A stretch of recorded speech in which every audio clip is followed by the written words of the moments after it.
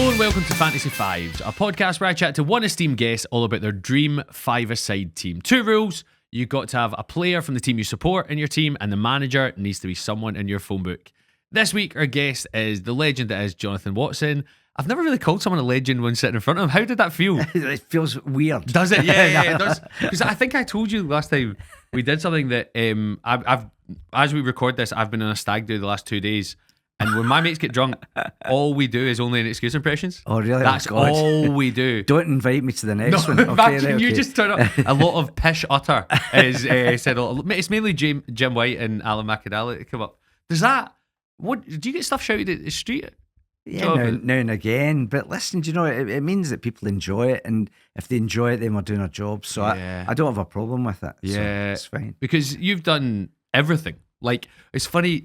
So it was my son's sports day this morning. So I was talking to him. Parents, they saying, "What are you doing next?" And I was like, "Oh, I'm doing podcasts." I was interviewing a couple of people today, and when I said you, depending on the certain generation or kind of sex of the person, it was only an excuse. It was Watson's wind up.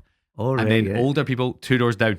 That's what I was getting, because you have done so much. The 2 doors down's a funny one though, because initially it was an older audience, and then when lockdown kicked in and it was an iPlayer, it opened up to a whole new younger audience. I watched everything on iPlayer during lockdown. Oh, did you? Yeah, I think I saw the pilot years ago.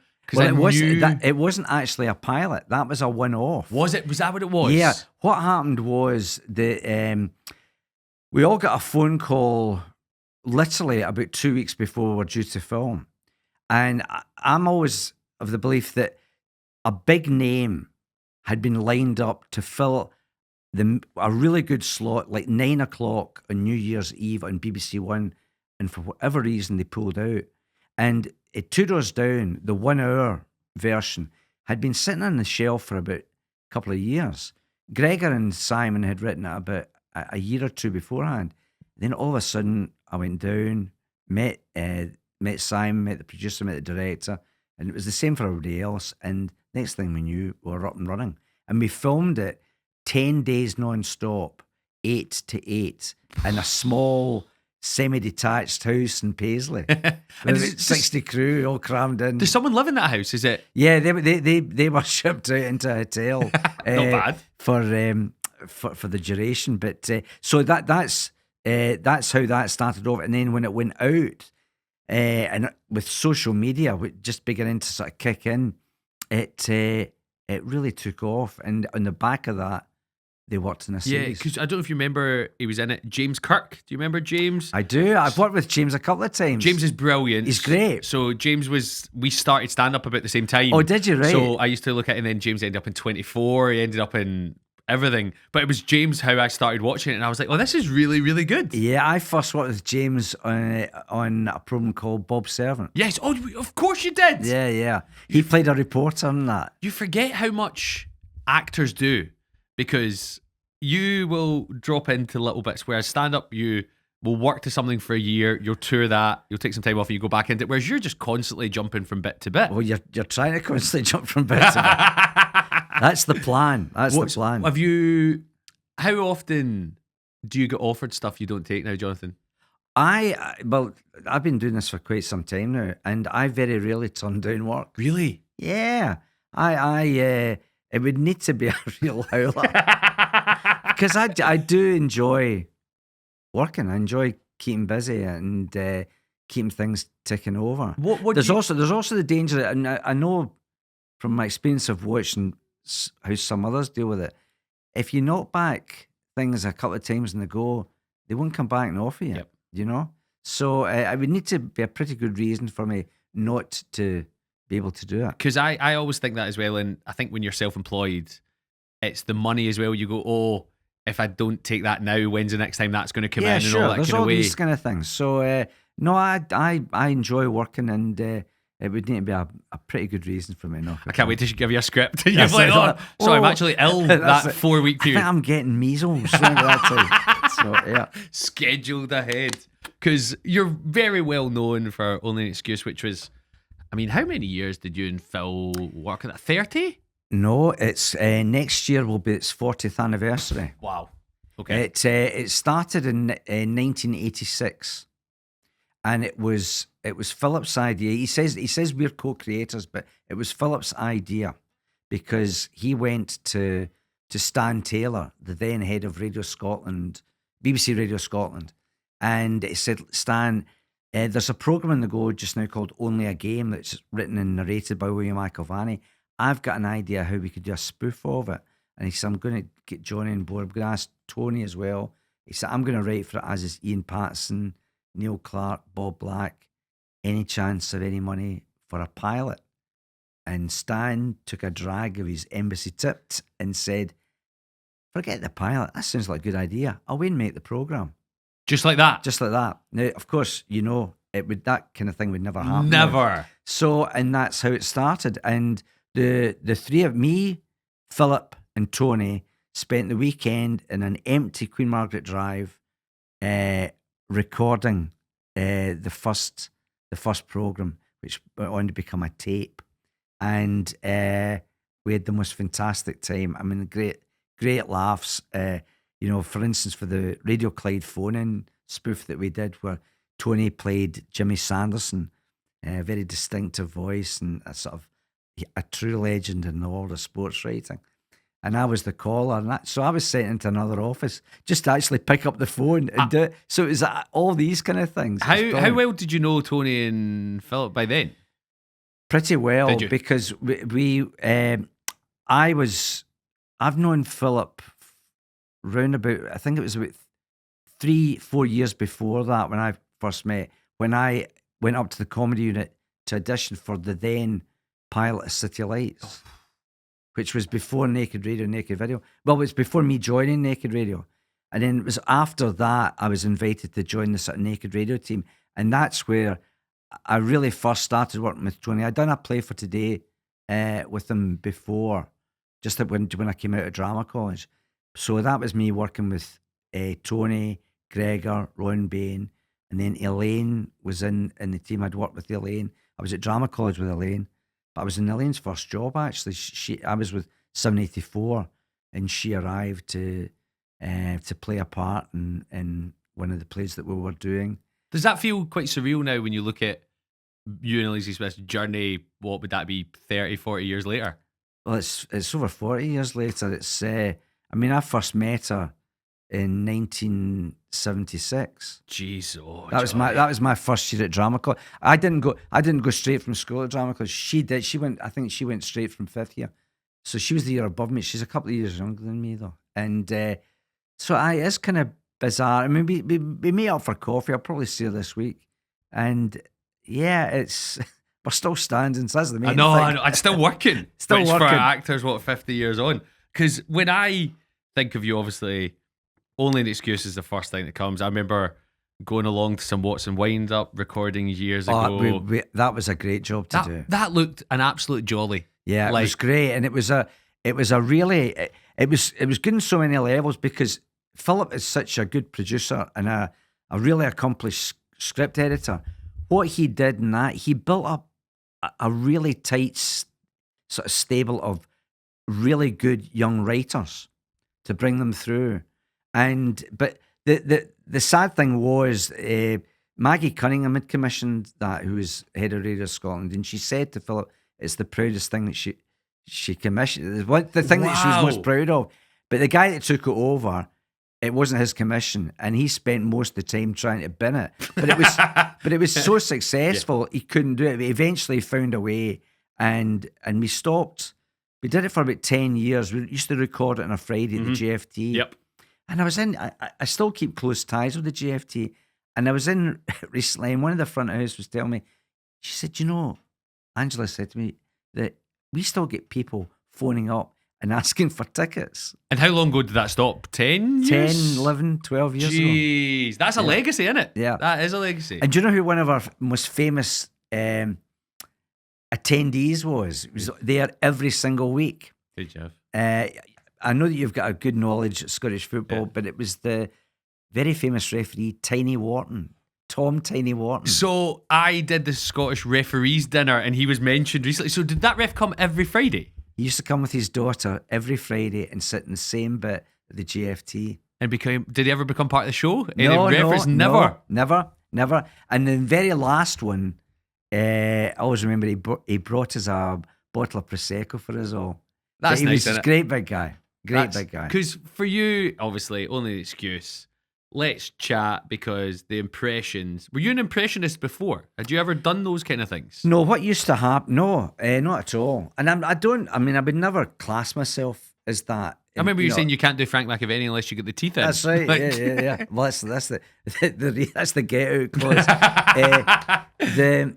What used to happen was when we became part of Naked Radio, if there was any mimicry involved, it would usually go to either Tony or myself, and we would have. Was that best of a bad bunch or what? How did it? Yeah, you it pretty probably much- was. It probably was. But so we used to quite enjoy the challenge of it. Prior to that, and it's the same with, I think, any actor. It was doing mimicry at school. Taking the mickey at one of the teachers, Get a or laugh. whatever, get a laugh, all that kind of stuff. And but so and in fact, when we first started doing Only an Excuse, there wasn't any mimicry involved. In the very first one we did, there was only two voices. One was William McIlvanney, who narrated the program, and the second one was Dennis Law.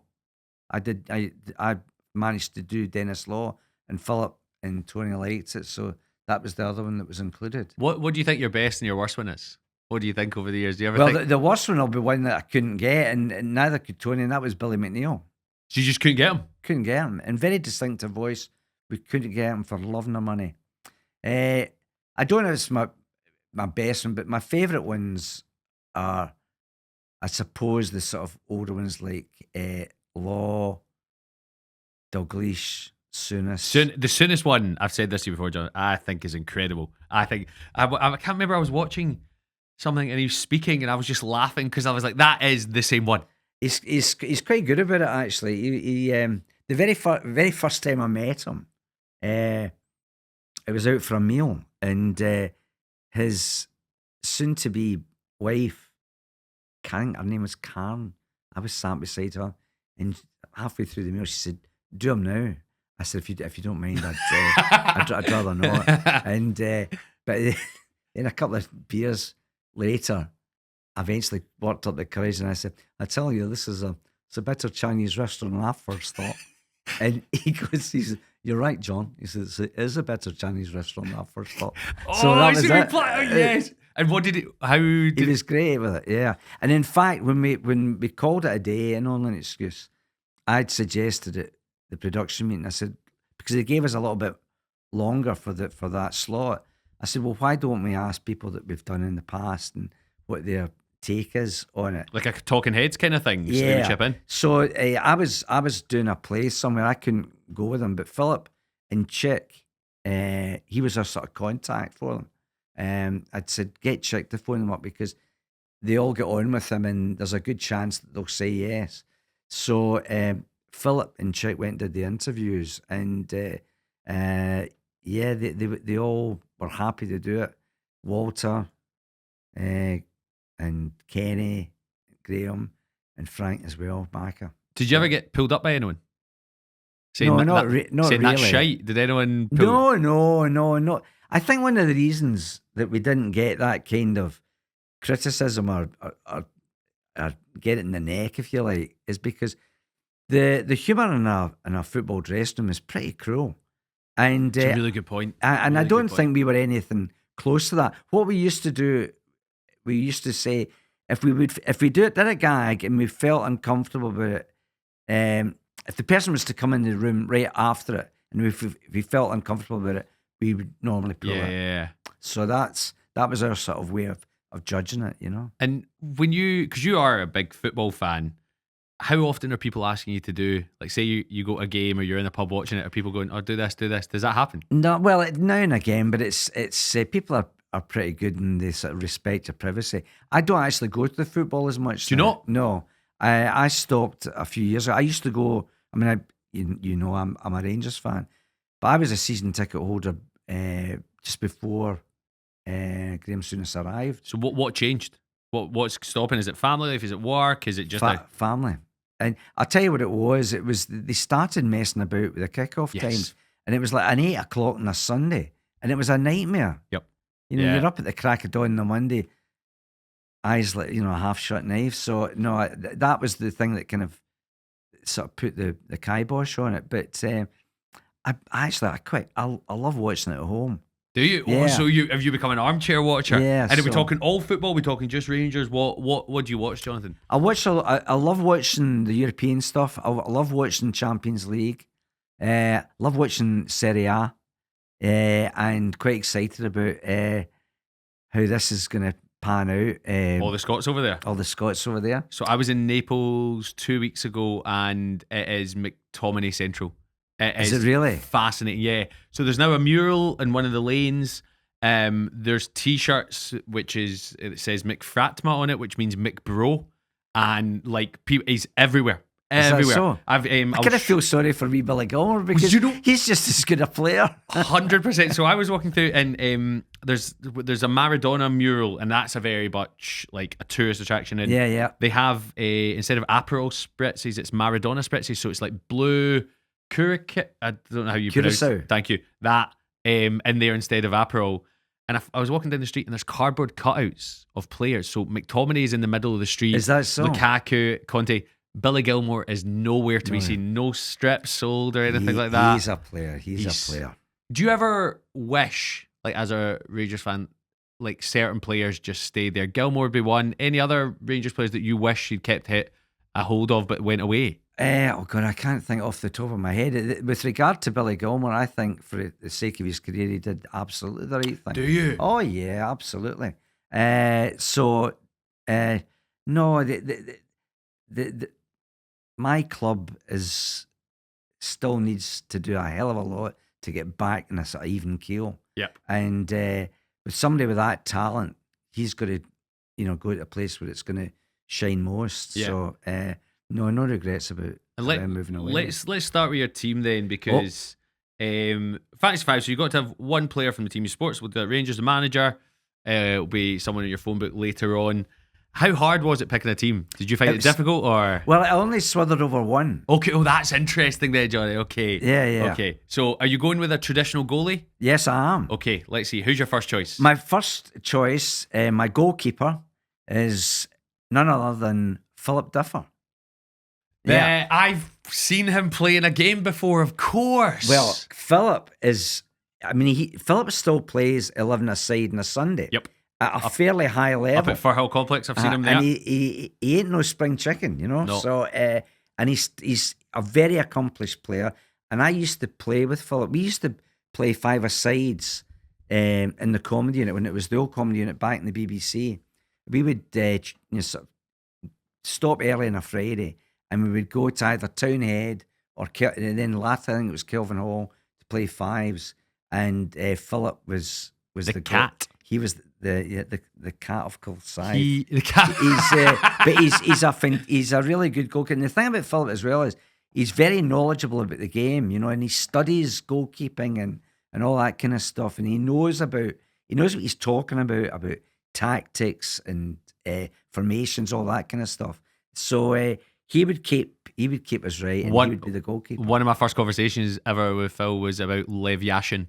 Yashin, so he Russian goalkeeper. Started waxing lyrical about that, and I was like, I think I'm going to get on with this guy, because I was playing an amateur game at Firhill maybe 5-6 years ago. No, probably less than that. It was at post-lockdown, and I turned up and I heard someone shout on me, and I looked up, and it was Phil, and he was in goals, and I would say at this point he'd be 60, mid-60s at this point, because Phil must be pushing 70 now, is he? He's just turned 69. Is he? There we go. Yeah. So he would have been 65, 66. And he then goes, and what I would say about him, I saw him do an excellent save. His kicking's shite now.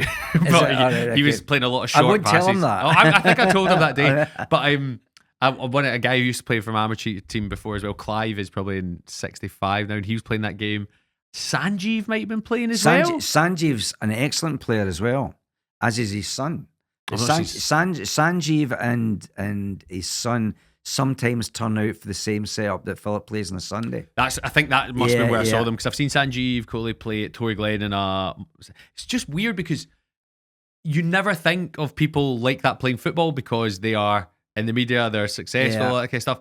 But Philip, because you obviously, we should plug this now, because you, Philip Differ, Chick Young, have got your podcast just now. Yeah, we have. Yeah. And you chatted a lot about Dukla Pumperson, the team you played for. And did you play? So can you tell us what that was, and did you play for them? Yes, I did play Yeah. for them. Yeah, Dukla Pumperson was the team, a made-up team. It was Ian Patterson that coined the phrase, but it was Dukla Pumperson, Sawmills and Tannery. Who are we, boys? Well, Dukla Pumperson, Sawmills and Tannery. So Chick took that name because he set up this. I was responsible, maybe a couple of others as well, set up this charity team, and they called it Dukla Pumperson. And he invited Tony and myself to be part of it. So we used to turn up and just get in the way, basically. and the thing that was, I loved it. We never get beat. And you're up against these junior teams Who took it seriously. Took it really seriously. And, you know, you could be 2-3-0 down at half time, and eventually they just decide, right, come on, let's up it a bit. Because how many ex-pros played? Was it a good level? Or Yeah, I'll tell you who was playing. So you had Ali Hunter in goal, you had Danny McGrain, you had John Blackley from Hibs, you had Jerry Collins, sadly no longer with us. You had Jimmy Bowen, you had Tony Higgins, you had Andy Ritchie, you had Bobby Lennox, it was Gordon Smith, Robert Torrance, who played with Hibs and St Mirren. It was a right good setup. And what do you see when you're sitting in the dressing room? Are you thinking, I'm playing 2 minutes today? What are you thinking when you see them? They used to stick me out in the left wing and keep me out of harm's way. But I had great memories. And in fact, we were talking about one for this week's podcast. One of the last games I played was out at Lochwinnoch, and a guy absolutely halved me. And because I didn't know what I was doing, I made it a lot worse for myself. And he gets subbed right away. And I always remember Jimmy Bowen, as I was lying there writhing in pain, Jimmy Bowen and Jerry Collins going across to their dugout going, put him back on. Put him back on. That's a wee pal. He's not doing that to him. Put him back on. But this time the guy's in his car, helter-skelter down the road. But no, so I played a few times, a number of times with them over the years. And Tony was more of a regular, I would have to say. But no, so it was, I've got great memories. Do you miss it, like that social side of it? Well, I sort of latterly didn't get involved in that. Once I get married, I thought, if I want to keep the marriage intact, it's best just to avoid this. Yeah. So I don't really miss it. But we've started sort of going out for a bite to eat now and again, and so I still see the guys enough, but every month or so. And are you enjoying doing the podcast just now? I love doing the podcast.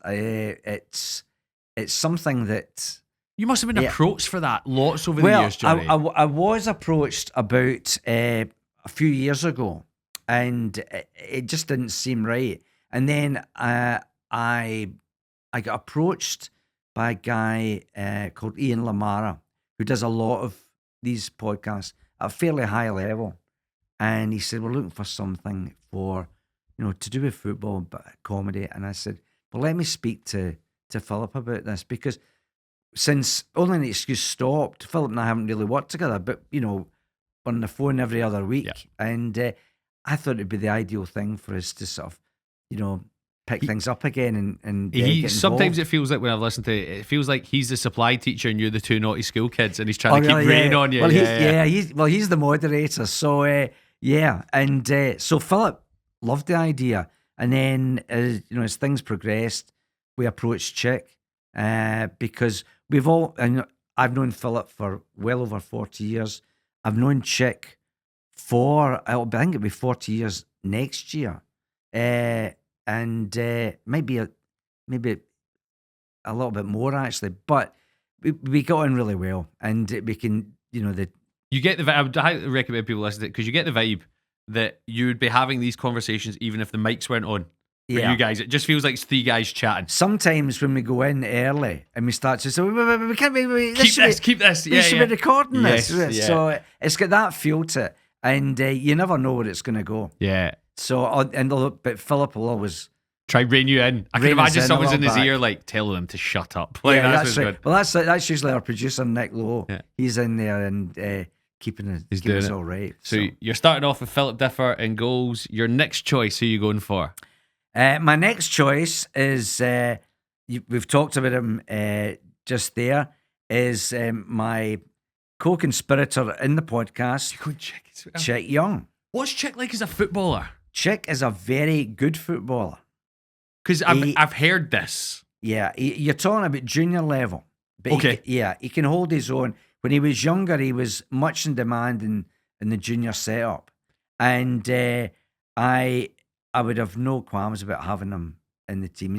He's a very, very good player. See if you had to, say you're down south, you're filming a new thing, and someone says, what are the people like that you do the podcast with? How would you describe Chick Young in a couple of sentences? How would you describe him to someone who'd never heard of him or met him? How would I describe him? My goodness. You've stumped me there. He's a bit of a wild card, you know? You never know what he's going to come out with. You don't know how many buttons are going to be undone Exactly. on a shirt. Or how many references to Raquel Welch are going to be made. But that's part of the joy of it, and that you don't know where it might go down. So, and that's why it was actually Chick came up with the name of it. Forget the ball, got on with the game. Yep. We think it was Alec McDonald that came up with that, and one of the former Rangers player, because people were talking about the number of bad tackles, but we're going to go, forget the ball, just got on with the game. And so it was Chick mentioned that, so that's why we took that as the name of it. Name. But no, he's a smashing. Is he a player. talker on the pitch as well? Does he talk a lot, or is he quite quiet in the way he goes about? No, he's a bit. He'll talk you through it and all that. So that's Philip with number one, and Chick. I'm going to give him. I've got numbers for them all. Oh, no one's done this yet, Jonathan. Yeah. Yes. So squad numbers. His squad number is number 8. He always wears number 8, and the reason he wears number 8 is because his favourite player was a guy that played for Tottenham Hotspur in Scotland called John White, and John White tragically died very young. He was out playing golf and he got hit by lightning, but that was Chick's favourite player. I think his nickname was the White Ghost. Oh, it's a good nickname, isn't it? Good nickname. If you're a that, UFC fighter or something like that. Yeah. Did you have a number? What was your number? Well, I'll come to that because Okay. I'm in the team. Are you in the? Okay, so let's go for the third pick. For me, well, it's going to be me to make up the. No one's the done trio. this either yet. This Have is they not? no.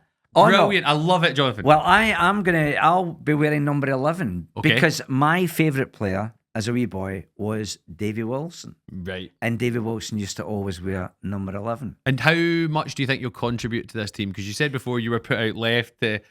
What's your role here? I am going to pick up the scraps and just put them in the onion bag, because when you hear what my other two players are, and you'll understand why. Okay. So that's that was. So was this the one you dithered on, or were you always putting yourself in? I was always putting myself in. I'm the only one that's going to pick me, so I figured that was the best way to do it. Okay, so we've got the 3 podcast buddies. Yeah. And that's good. So you've known each other for a while, so hopefully the chemistry's where. Number 4, who's your 4th pick? Well, I've got to pick somebody from the team that I Rangers? support, Yes. and I'm going to pick Ian Durrant. Oh. Yeah. Okay. Because Ian is a good friend of mine. I've known him for many, many years, and I thought he was just a fantastic footballer. And I first met him not long after the injury that he sustained up in Aberdeen. Yep. And we first met when we were doing a Children in Need. When Children in Need used to be massive in the regions, not just sort of based in London. Not 35 minutes on Scottish telly, stuff like that. Yeah. It was massive, in the late 80s when we were doing, this time City Lights was up and running and Naked Video. But Queen Margaret Drive was absolutely mobbed, and Andy Cameron and Jackie Bird used to host it, and it was great. You'd be there for the whole night. If you weren't being interviewed or doing stuff, you were manning the phones. Everybody was involved. It's a fantastic vibe, and it didn't, there was no people there trying to boost their career, complete unknowns or anything like that. So it was a great, great night. And it was 1988. Ali McCoist and Ian turned up on Friday night. I don't think it was a game on the Saturday, so they were allowed to come along.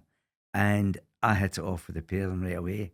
And particularly Ian. And Ian and I have been friends ever since.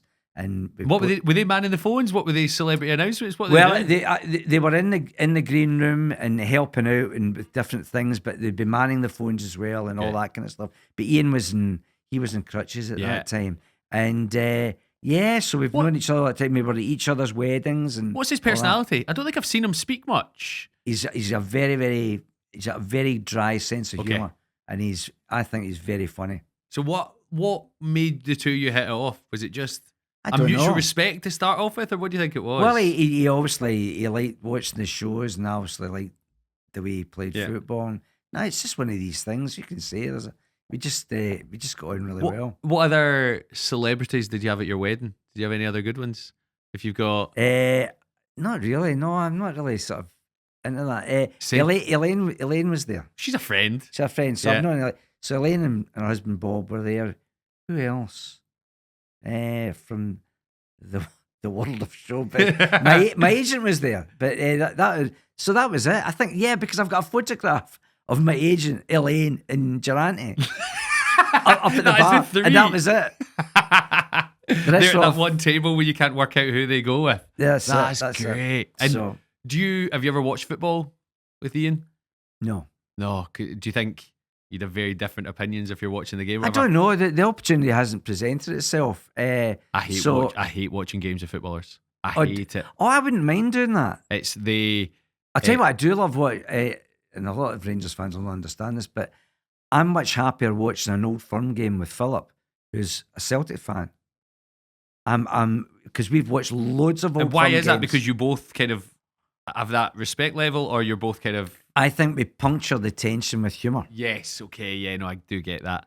Yeah. I think that's the key, because if I don't actually watch the Old Firm games, I listen to them on the radio now because it's less stressful. Yeah, it is. Otherwise, I'm bouncing about the kitchen. My in-laws are all Rangers fans, and they hate watching Old Firm games with me because I am very neutral. Yes, and they do not get that. They They always don't go, like "Oh, you're at it. You're trying to wind us up." Similar with the Europa League final when they lost to who was it? Frankfurt. But yeah. So Ian Durant, that's your Rangers pick. Who's your fifth choice, Jonathan Watson? Who are you going for? My fifth choice is none other than Johan Neeskens. Oh, why?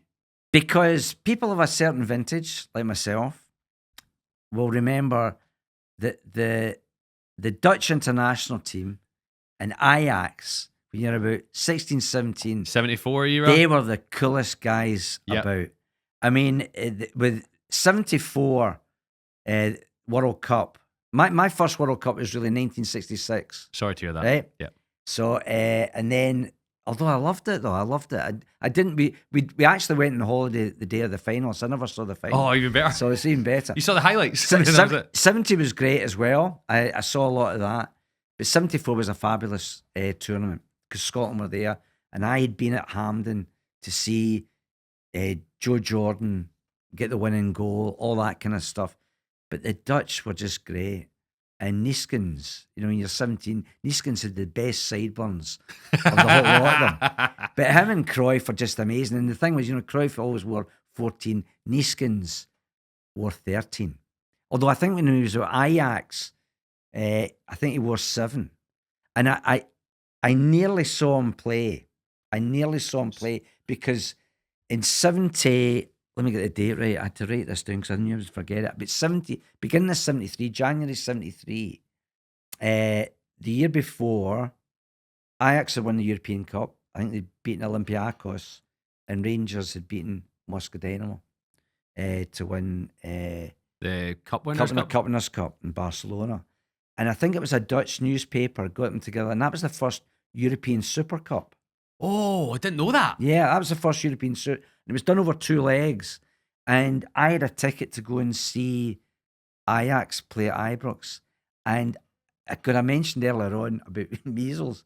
I had measles, and I couldn't go. I had to give my ticket away. Who got the ticket? Just one of my pals from school, and but Rangers got beat 3-1 that night. They beat 3-1 Alan McDonald scored for Rangers. They beat 3-1 at Ibrox, and they get over in Amsterdam. They get beaten 3-2. So they lost 6-3 in aggregate. But Cruyff played and scored in the game at Ibrox, but Neeskens was injured. Ah, okay. So I wouldn't have seen him. So you wouldn't have seen him anyway? I wouldn't have seen him. So the measles were worth it? Yeah, the measles were worth it. But he played in the game over in Ajax. But he was, I didn't actually appreciate it at the time, he is considered to be one of the best midfielders ever. So why did you pick him over Cruyff? What was the thing about Neeskens that was special to you, Johnny? The thing that I remember most about, when you see guys taking penalty kicks now, I can't stand it. The stuttered run up or what? It drives me up the wall. I tell you, see the guy at the cup final with Man City? Yes. I went like that. I see he's going to miss it. Marmouche. Yeah. Neeskens used to, it was like the speed of sound. They would batter in. They would go like a rocket.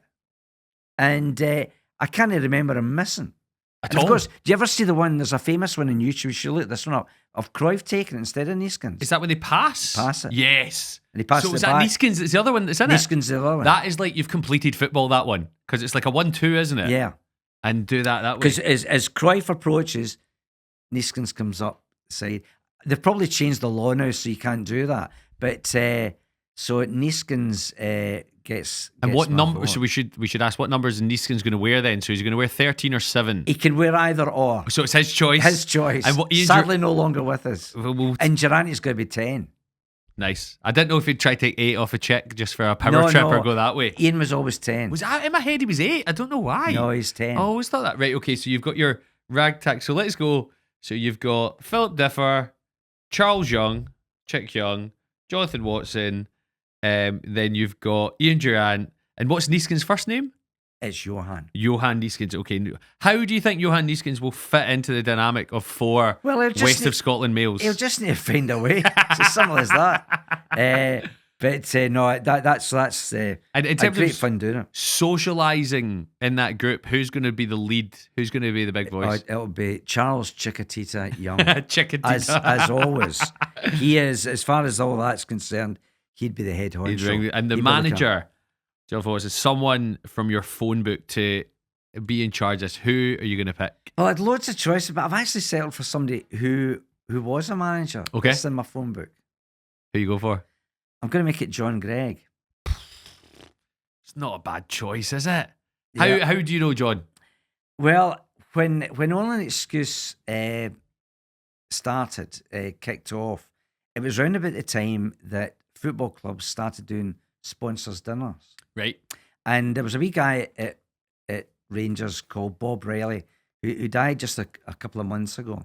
And me, Bob, was the commercial manager, and he was a great signer for the club. It was wee Bob that secured the Auchenhowie for them, Okay. and all that kind of. He was wonderful at his job, and he was also responsible for starting the big sponsors dinners.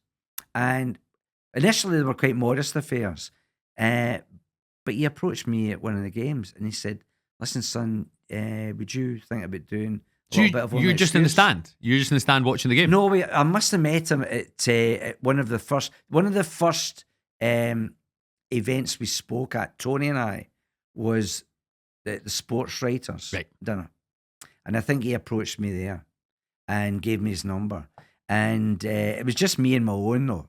Tony didn't fancy doing it, but Philip, Philip's Celtic fan as well as Tony, Big Celtic fan. big Celtic fan, but Philip wrote it, and we'd come along as well, and we would do the sponsors dinner, and I did it for a number of years in the Bounce, and we got to know, Walter, David Murray. Soonest left not long after the first one to go down to Liverpool, but we got to know the players and all that kind of stuff, and obviously Willie Waddle, Willie Thornton. It's great stories about these guys. Are you in awe when you meet people like that? Yeah, well, you kind of are. I mean, these guys really were legends of the club, and I always remember being a guest at Willie Thornton's table, and I think it was Walter's very first championship, where all Aberdeen needed was a draw, but Rangers had to win, and I went along to that game. I always remember Scott Nisbet coming up beforehand to the Thornton suite, and Willie Thornton, he was a tiny wee, he was Okay, about my was he? size, aye, and he whispered something in his ear, and after Nizzy left, I said, were you giving him a wee bit of advice there? He said, yes. He said, I was. He said, I told him that the first opportunity he had to put the Aberdeen goalkeeper in the back of the net.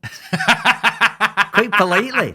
And of course, what happened was, inside the first couple of minutes, Rangers got a corner, and it was a young guy called Michael Watt who was in. He was only about 17, and Hateley, forget the ball, gone with the game. He just battered him and knocked him into the back of the net, and the guy must have been shaking for quite some time. And of course, Rangers won to win it. For the mind games. Yeah. John Gregg, did you ever do an impression of John Gregg? No, but I was very fortunate because of the relationship I had with Bob, and I can't believe this, but John was the press officer at the time.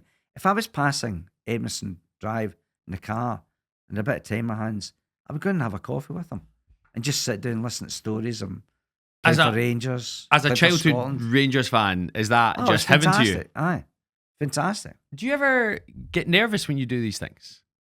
What do you mean? Like if you're doing the press dinner and you've got all these people in front of you? Sometimes it can be. I did as a favour to check. I've stopped doing them for many years now, but as a favour to check, he's just finished being the president of the sports writers this year.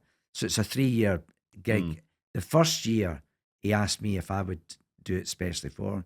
And I wasn't really nervous. I was looking forward to it because I know a lot of the sports writers and have done over the years, so it wasn't too bad. The most nerve-wracking of these kind of gigs was Walter used to phone me up before a big game because the players would be normally taken down to Turnberry. And he would phone up and say, son, John, would you mind?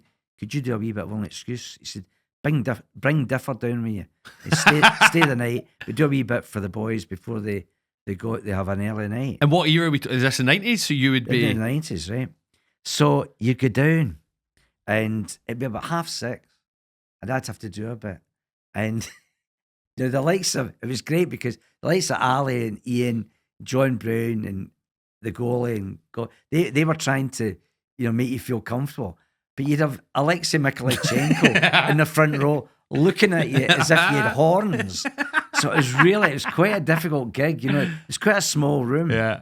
And but we had some great times down Because there. you always focus on the ones who aren't laughing. That's always the easiest one. I know, exactly. Was there anyone's that was a really tough nut to break? Anyone, for example, Andy Goran, for example, if he laughed, did you feel great that way, or was there anyone in particular?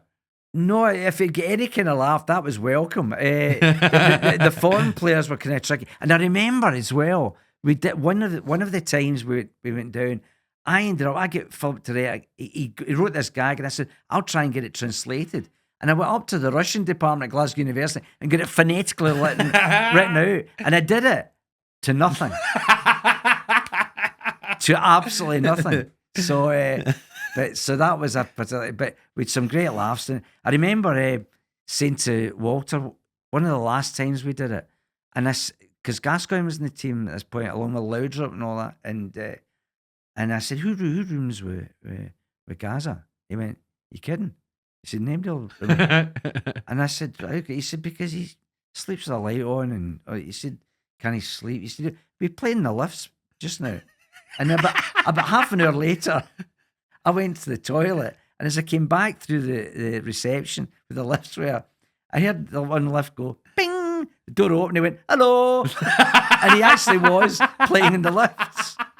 So, but we've great memories of getting down there and doing all that stuff. He must have been a great audience member, Paul Gascoigne. Or did he heckle? I feel like he would have chipped in. He was actually, he was a bit of a soul. I remember one of the last time I went down, they had a sort of little anteroom for the players to have their breakfast, and I remember going down and Loudrup was just finishing up, and it was Eric Bo Anderson. Yeah. He was there, and I sat down to have my breakfast, and Gaza joined me, and that was about 9 o'clock, and I think we got from the table about 12 noon when it's time for his bus to go, and he just talked At you or non-stop. about you or No, he was just talking about being in Lazio and Spurs and all this kind of stuff and God knows what. But he talked for about 3 hours, and it was when you get back in the great. car after things like that, you just You like, just what go, is my life? This is bizarre. What's Yeah. have you ever been really starstruck? Anyone kind of you've been with someone, whether you've been filming something, you've met someone, you ever just gone, geez, what am I doing here? What in the football world? Any world, acting. The I think Sir Alex Ferguson is got quite an aura, and I remember coming back from rehearsal at the BBC one day. This is before I was married, and there was an a little answer machine, and he was on it, asking if I would help him out with Harmony Row Boys Club dinner. So that was a bit special. Do you keep that one? Did you No, keep the no, voicemail? that's- Nah, it's gone. That'll be gone. I can imagine you listening to it and practicing the impression of him. No, and doing no, that. I had done him by that point, but yeah. So I suppose that one, he's quite a character. Yeah, he's the greatest of all time. Yeah, Like that. but he's quite a remarkable individual. You know, I did him a little favour, and he never forgot it. You know, I get invited to a couple of things. I couldn't go, but he kept it in mind. And I always remember we were down doing. I used to do a program with Tam called Offside. I grew up and- watching that. Which well, Philip and I used to do a little bit of Only an Excuse for it. And there was one occasion when they were going down to Manchester to film Vox Pops. Don't ask me why, but that's what happened. So Rab Christie, producer, and Tam were recording it, and Philip and I were down for the jolly. But it'd been my job, because we were going down, it'd been decided on the Saturday at Colin Gilbert's birthday party in the town. And somebody had said, look, Man U are playing Bayer Leverkusen in the semi-final first leg, the European Cup. And I think Philip said, Johnny, can you get tickets? So, because I knew James Mortimer, who used to Victoria's nightclub. So I said to James, we're filming down in Manchester on Tuesday. And I was, how many do you want? And that was it. That was it. I said 4. He said, phone Iris on Monday, get it sorted. So when we were down, he knew that James knew that I'd done Harmony Row stuff for Sir Alex. So at the game, he said, after the game, we'll go round and see him. And James stormed through, and the four of us are with James into Alex's little office. And do you know what? He came in, there was loads of Premier League managers there. And he came in and he saw me, came across, he went, hello, Johnson, how you doing? He says, long time I haven't seen you. You well? And he knew that he knew my father-in-law, who'd been the sports editor of the Record. He said, I believe you're married to Charlie's daughter. Congratulations. It's straight in like that. Straight in like that. And are you giddy at that point or what? We just can't believe it. You know, you just go, wow, you know, but he's a special person. It's come up time and time again. Anytime he's been mentioned in this podcast, people just talk about that aura. It's just what happens. And for you, Jonathan, what's next? Because I know you're filming something coming up soon. What's the next plan? The podcast going to keep going? What else you up to? Well, the podcast will keep going. Forgettheball.com, wherever you get your podcast from. Yes, well done, well done. Get it in, see. Yeah, you've always got to say that phrase wherever you get your podcast from. That's I've been told to say this. you So scripted, okay. A good actor learns his lines. That's good. Yeah. So we'll keep that going. I've got one big project which will be announced. It'll be, by the time this comes out, it'll be announced. Announced. So got that. I've got a couple of short films that I'm going to be doing up here, and already things are beginning to fall into place for next year. Some theatre work, a couple of theatre. Would that things. be the only excuse 40th year tour? No, but we might do something Should like do that. that, Jonathan. Yeah, Should do that. We might do something along these lines. I don't know if it'll be a tour as such, but we'll do something to celebrate it, because it's been a big part of our lives. We enjoy, all the experiences we've had. It's been tremendous. We've enjoyed doing it over the years, and we've we've got a sort of new generation that have been introduced to it. You know, you guys that grew up with it have fed it down the lines. So I think with social media as well, things will get shared a lot and yeah, all I that think kind of so. stuff. So I know it's a good point, and I think it's something that we'll certainly consider. Should definitely do that. We've got this 40th anniversary of Only Excuse, and it's actually the 40th anniversary of City Lights as well. Yeah, that was 1986 when that started. If only the BBC Scotland channel had money, you could have got a documentary about that. Yeah, well, we know that they don't have money, so we could forget So that's why that. we're both here. Yeah, Let's be exactly. honest. Jonathan Watson, thank you very much for joining us on Fantasy Fives. Well, thanks for having me. It's been a pleasure. Thanks.